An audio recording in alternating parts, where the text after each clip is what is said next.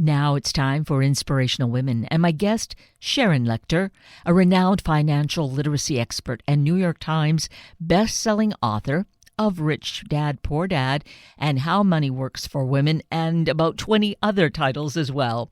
Today, Sharon joins us to guide us in considering our tumultuous landscape in these days and weeks leading to the election. Sharon has a list of 8 considerations for our life that can help us feel more balanced and peaceful at this time. Sharon Lechter, good morning. Thank you so greatly for being with us today. Well, thank you, Kate. I am delighted to be with you. Thank you so much for having me. You're so welcome. But I feel as though you're so generous in giving us this time because you have so much going on and you do so much in our world. You're so busy with so many things, not the least of all the books that you've written. 20 plus. I'm not sure where the number is these days, but you're certainly very much involved with that and just doing so many mentorship classes, opportunities for people to grow, and particularly financial literacy, which is so key for us. But today we were given this opportunity to talk about something called election anxiety. And when I saw that, I thought, I think I do have that. I think that I'm a pretty calm person. But when I saw that, checking in with myself, I realized, I think that some of that exists. So you, of course, noted this and put together some key points that we can discuss about that. And is it more so this election season that it's been in the past, Sharon? Well, I can't remember a time when our country's been more polarized. And it's really, people, longtime friendships who have recognized each other on opposite sides of the political sphere have managed to be able to get along. And this year we're seeing a lot of relationships, a lot of friendships. It's been very disconcerting to me to see the amount of angst, anger, and misinformation that is happening right now. And I think all of it leads to people being stressed and upset, not knowing what the truth is. We've found that some of the news reports are different depending on which channel you're looking at. I mean, it really is disconcerting to me that people can't find the truth. So Exactly. And that is the key point. We're not being political here at all, because being in the media here, we're not taking those kinds of sides, especially with a public affairs show. So here we're just talking about, regardless of which candidates, we take a look. It is our responsibility to do the research, to see what is actually the truth, find the facts that we can. And that is one of the key points that you're saying, is educate yourself. That's right. And don't depend on rumor or what a friend says or what somebody in the elevator says. Do your homework. Look at the platforms for each political party, and they're available for you to look at it and do your own decision making as to what platform works best for you. I mean, this year I think the whole world of politics is personality driven, not platform driven. I think we really need to look at the platform, because at the end of the day, that's going to show us what direction the country is going to go in. So do your own homework and decide which platform is more aligned with your personal desire or your personal goals. And the first thing I say is control what you can, right? So many of us we're so out of control because we can't know what's going to happen, and it stresses us out. So control what you can. There's 3 things you can control: your thoughts, your words, your actions. And it starts with your thoughts. And when we hear all this negativity, it might be running in the background, the news and everything. That negativity goes into your subconscious and it flavors your whole psychology. And that negative thinking creates negative words and negative results, negative actions. So control what you can. Control what your thoughts are and make the decisions. Do your homework, study the platform, study the candidates, what they stand for, and make the decision that's right for you. Absolutely. That it feels like such common sense. And I think it actually is, if we just take a breath, stand back, yes, and put ourselves into a quiet place to consider that. Well, that's one of my other tips is breathe. Because what I'll high emotion is low intelligence, right? And so when you have a highly stressed environment, you're not probably going to make the rest of the best decisions. So take a minute and breathe. Allow yourself to let the emotion come through, but then say, okay, what is the truth here? What's the reason? What do I believe in? And make a decision without the emotion driving it. And that seems like such a simple thing. Of course, we're breathing, but the fact is that it's often shallow breathing, and that gets us really stressed. So, as you're saying, really have that deep breath, and it's calming. Yeah, one of the greatest stress relievers is deep breathing because it gives you're filling your body with oxygen and you have the opportunity to think about what's going on. And the other thing is to get into nature.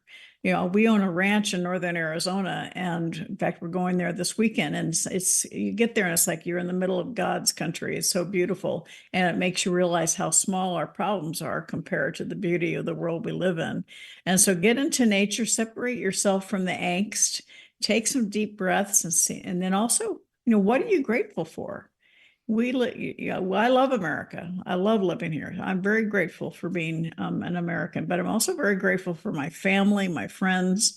And so gratitude allows you to kind of disperse some of that negativity too. Indeed, that really is so important at any time. And so I think in a time that we are more stressed, bringing us ourselves back to that place is so key. Well, and the other thing is to set boundaries. People think that that's negative. It's really a positive thing. Sandra Day O'Connor, our world's first Supreme Court female justice, was a mentor of mine. Mm. And she was well known for what she calls civil discourse. She would actually bring people from opposite ends of the aisle, opposite aisles, to discuss issues in a calm and civil format. And we've lost that today. We need to get back to that where we can have different opinions. We can agree to disagree without getting angry about it. And that's really so needed in today's society. And allowing yourself to have, I've seen friends literally terminate 20-year friendships because of their anger towards candidates. And it's like, set some boundaries. You have a friendship that means a lot. Agree not to discuss politics, all right, or agree with family settings. You know that you have family members that are very adamantly opposed to what you want, and so limit the time you're with them, or say we want to get together, but we're not going to talk about politics. Yeah. We're going to build our relationship based on our mutual love, not our mutual anger. So it's Yes, very important to set those boundaries. absolutely. That couldn't be stressed any more strongly because this too shall pass. And family and close friendships that have gone on for, in some cases, decades, to just allow that to disappear really is just doing a disservice to our own selves, really. Well, we can probably all think back in the past, and again, I'm not going to get political, but certain presidential elections that stressed us out, and we're still here. We've survived it. And the issue is to really, the most important thing is to vote, so that your voice is heard, and doing that by understanding what's important to you, understanding the candidates, and again, exercise what you can control, and that's your vote. Right. That really goes so much hand in hand with what you were saying, taking stock of what are the things we can control. Do those, let go of the things we can't. But yes, voting, it's so critically important to be really dedicated to doing that, commit ourselves to that. Well, and this election, more than any that I can remember from my perspective, is the number of people I'm hearing saying that they don't like either candidate, they're not going to vote.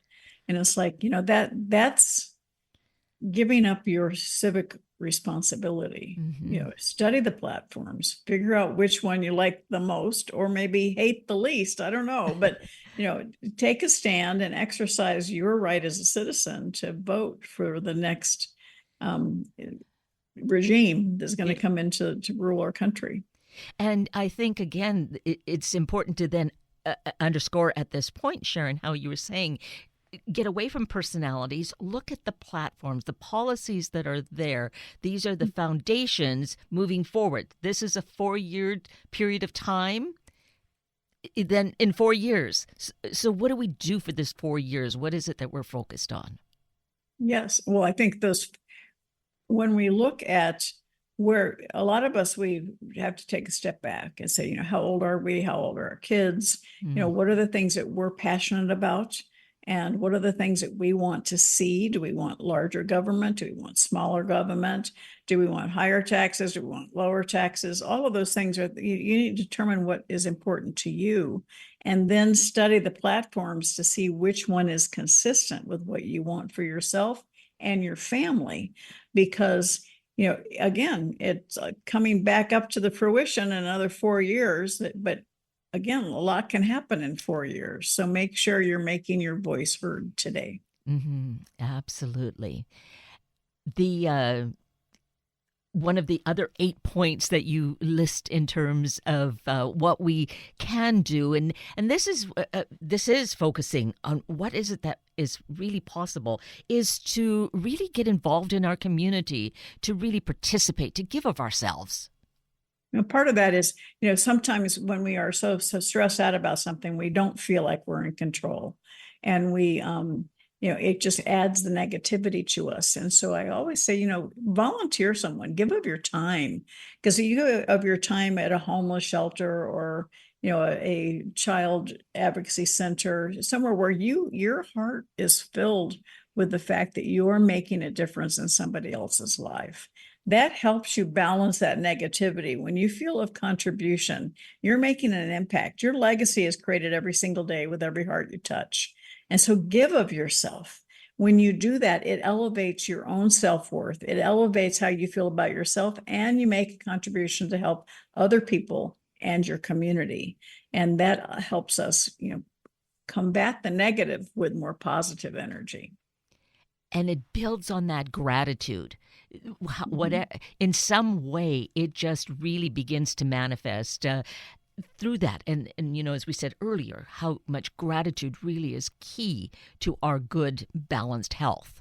Oh, absolutely. When you're volunteering somewhere and you see somebody that has circumstances that are much worse than your own, it just builds in the gratitude for yourself as to what you have and the family that you have and the circumstances you have. So it makes you more grateful for what you do have.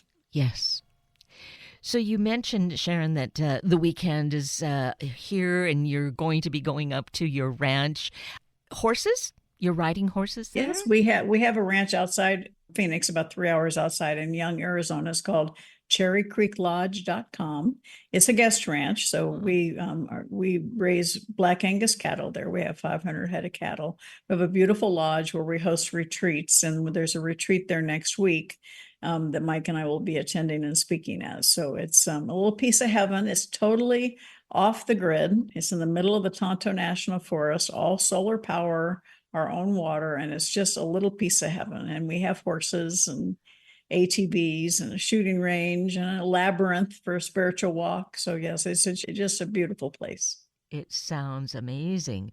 And you said that you'll be having this retreat. Is this something that you create and host, or you're simply coming as speakers? We do both. We Okay. actually are hosting our own executive retreat, which is a business mentoring retreat in November 12th through the 15th, I believe. And we do that 2 to 3 times a year. We have business mentoring retreats where we bring together and we do a deep dive in individuals' businesses and how they can go to the next level. The one next week is being hosted by a group called The Final Percent, and they're bringing their people down, and they have Mike and I coming to speak and to contribute to their retreat. Oh, amazing. This is a good point to mention your website so that people can really see so much more about all the different kinds of things that you're involved in, along with your writing, but these retreats and workshops. So your website is? It's SharonLechter.com, SharonLechter.com. And you can reach out to me there, info@sharonlechter.com. We'd love to hear from you. You can find me on LinkedIn, Facebook, Instagram, Sharon Lechter. So pretty easy to find. Right. Because you have done so much to contribute to the well-being of our world over these many, many years. And it's with your writing, and particularly with a focus on mentoring or supporting women, encouraging women, and particularly in financial matters. But I think as we find out, that part of our life is not isolated. It really is part of the whole. So your most recent book for us was How Money Works for Women. And here too, you're really focused, I think, you will share with us that really seeing how women are different than men in terms of how we approach this, but that we have power. We need to exercise that. Thank you for bringing that up. My first book for women was called Think and Grow Rich for Women. Of course, the original Think and Grow Rich was written in 1937, and there weren't any women in business. So I had the honor and distinct pleasure to work with the foundation and do Think and Grow Rich for Women. I highlight over 300 women in the book. And it is true, the steps of success are the same for men and women, but we approach them quite differently.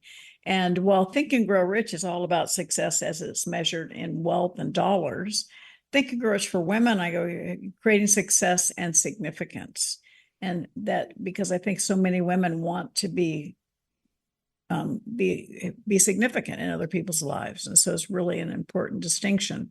And then that book has just been fantastically received around the world. And then I wanted to specifically address the financial issues that women face. And I'm very proud of How Money Works for Women. It is literally, it's a very easy read. It's 4 colors like a graphic novel. And I highlight women from every decade of life from 19 to 86.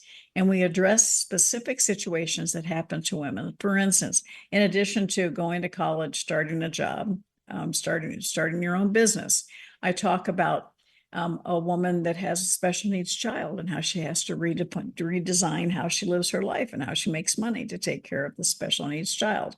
I have a woman who has to leave an abusive marriage and start over with 2 kids, and the resources and the help that she can find to help her do that. I speak about a woman that has created quite a bit of success, but she has an elderly father that needs to move in with her and an adult son that has to move in with her. So she's certainly the sandwich generation. And then I talk about a woman that's been married 25 years, looking forward to retirement with her husband, and her husband asked for a divorce. And she's never done any of the finances. She has no credit in her own name.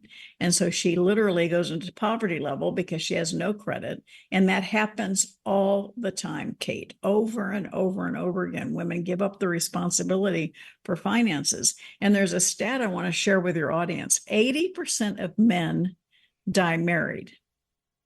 80% of women die single. And that means we are solely responsible for our financial lives. And if we've not prepared ourselves, we need to maintain our own credit score. We need to maintain our own source of credit so that we can stand in our own power.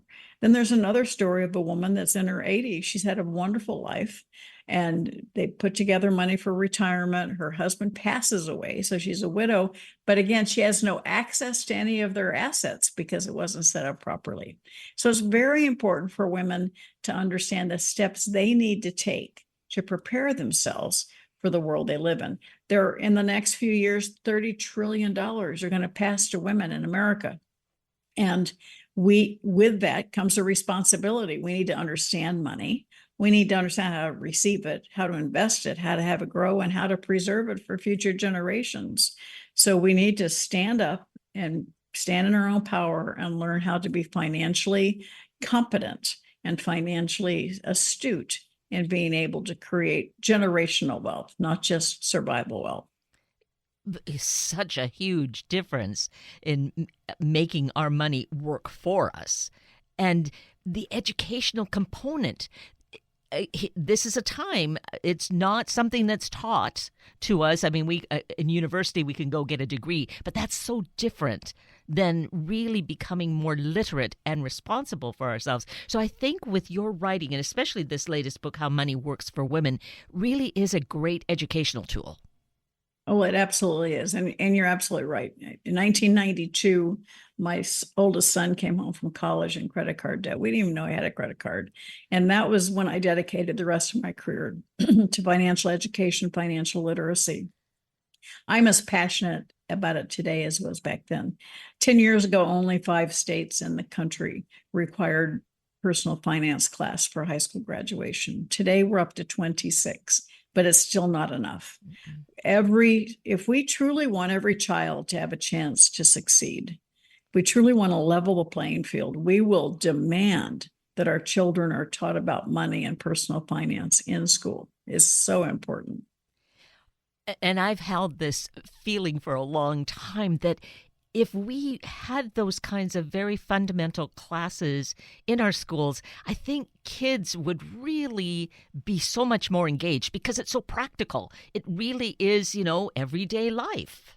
We do programs in high schools all the time. We have a game called Thrive Time for Teens that we developed, and we go into the schools and play it. And the kids go, "Why aren't they teaching me this in school? I need this. This is information that's going to help me."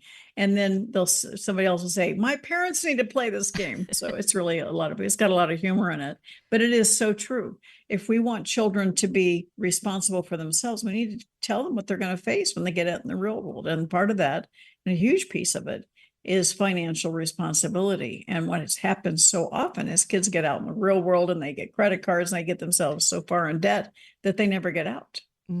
Yes, they already are, 10 steps behind before they even have walked out the door. So, I'd say instead of a mortgage on a house, they have a mortgage on their life because they were so yes, far in debt. right. So it just feels so unfair to not have this critical education. These are the things that really count. So it's great that you're doing that in schools, but we need to have then all states really requiring that financial literacy be part of the content of their schools. I could not agree more. But and you're working on it at least. I mean, I'm just saying this, but you've been actively doing this, and you're writing the books that can really be adapted to schools too.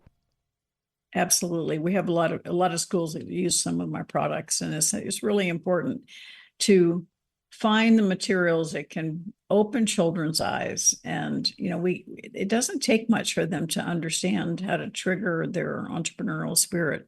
But so many of us were raised with a mindset of scarcity because we were raised by parents who said, save for a rainy day, pinch your pennies. We can't afford it. One of my least favorite ones. And so you grow up with this money negative, money negative, money negative statements, and it builds this fear of money, this fear of never having enough. And then when you become successful, it's replaced by fear that you're going to lose it. Mm. And until we deal with that scarcity mindset, we're never going to be set free. And so when you say to your child, we can't afford it, that's like closing their mind. It's a statement, it's negative. Instead, say, how can you afford it, John? How can you afford it, Mary? And all of a sudden, you're triggering that entrepreneurial spirit in your child's brain, and they get very creative on ways they can earn the money to buy what they want. And what happens when you do that, your child is setting a goal, working towards it, earning it, celebrating, and before your very eyes, you're seeing their self awareness, their self confidence grow because they did it on their own. And that's such an important element we need in today's parenting. Oh, absolutely.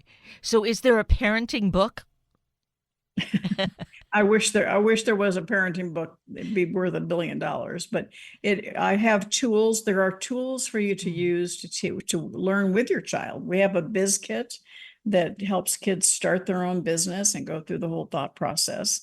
And then we also have the Thrive Time for Teens game that is something that really teaches kids that every decision they make related to money and how they spend their time will drive them to success or not. And we built in a lot of humor in it, but it's real life situations that children will face. And let's do it in a safe environment with play money so that they learn that the consequences of their decisions are so important. Oh, yes. That seems so ideal. And again, taking that in terms of what we were discussing earlier in our conversation about, taking control of what we can, finding, those places where we can really become more informed, educate ourselves. That all ties in on the bigger situation too for our life. And I can see how kids would then have more hope, be more optimistic when that's happening. When a child learns that they can make money on their own, there's no stopping them. When they're told you can't, that becomes a governor to their life. They limit themselves. So let's give them the opportunity to realize that they can do anything they want to do, and just find the right resources, find the right education. And there is no, we say the sky's the limit. No, there's no limit, not even the sky. If you have the tools and you put forth the effort, you can create and do anything you want. And I love the fact that parents can do this with their kids. I think that kind of collaboration builds those stronger bonds, the support for each other, that encouragement. It's just so positive and uplifting. Well, my gift that I had, and I didn't realize it was such a gift at the time, was I grew up with parents who talked about money at the dinner table. We talked about our assets. My favorite word on earth, by the way, is assets. Kate, assets are sexy. And the older we get, the sexier they become. And that's, people chase money for time, right? Wages. And we need to learn it's not what you do for your paycheck that determines your financial future. It's what you do with your paycheck that determines your financial future. And so instead of chasing times and hours, work on buying, building, creating income producing assets, because they become workhorses for you. They become your employees without the personality problems. So allow yourself to focus on assets, because you're financially free when the income from your assets exceeds your monthly expenses. It does not have to be millions of dollars.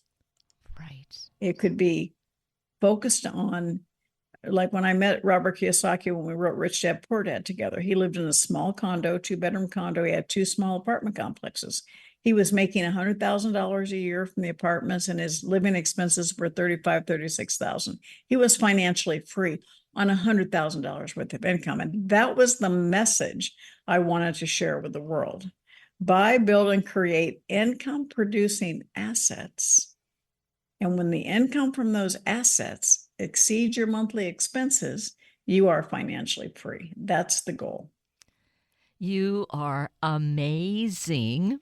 And I'm so grateful for you. You just live this. It's all within you, and you can just share it so easily. And it just is so common sense. And again, I think building this so that parents and kids work on it together is really powerful. So that information can be found at your website. Let's mention that once again. Absolutely. Thank you. SharonLechter.com, SharonLechter,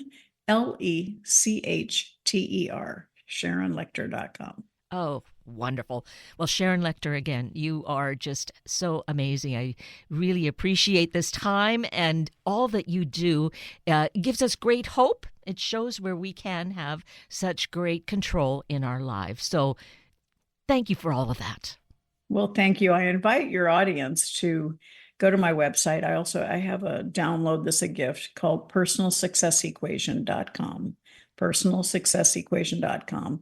And it really helps you analyze your own life, talk about your passions and your talents, and then really understand the importance of associations. I welcome my new association with you, Kate, and then taking the right actions and having faith and confidence in yourself. And it's something that I use in all my interviews and all my speeches, because it shows the essence of things that might be missing in your journey to success, or ways that you can accelerate your journey to success. So personalsuccessequation.com. Wonderful. Well, in advance for everyone, thank you for that generous gift. Absolutely. Thank you. My honor. And again, many thanks for this time with us today. I expect that all of us will really appreciate the benefits over time. Well, I appreciate the opportunity, Kate, and I look forward to having another one to chat with you again. That would be so wonderful. That brings us to the end of a very full hour of Inspirational Women with Sharon Lechter and Sunday Morning Magazine with Terilyn Pilgrim. I'm Kate Daniels, your host, and I do greatly appreciate your sharing this hour with me and these special guests. For details you might have missed or information you'd like to know, please just send me an email, kated@warm1069.com, and I will get right back to you. Also, if you'd like to listen again or to share these important stories with your family and friends, find the podcast on our Warm 1069 webpage. Just click on the Listen tab, then Podcasts, then either of the show names, and then look for the guest names. I now wish you and your family a day of greater consciousness around our actions, our thoughts, our words. Have a week of the same, and then please plan to join me again next weekend for another hour of Sunday Morning Magazine and Inspirational Women on Warm 1069. Good morning.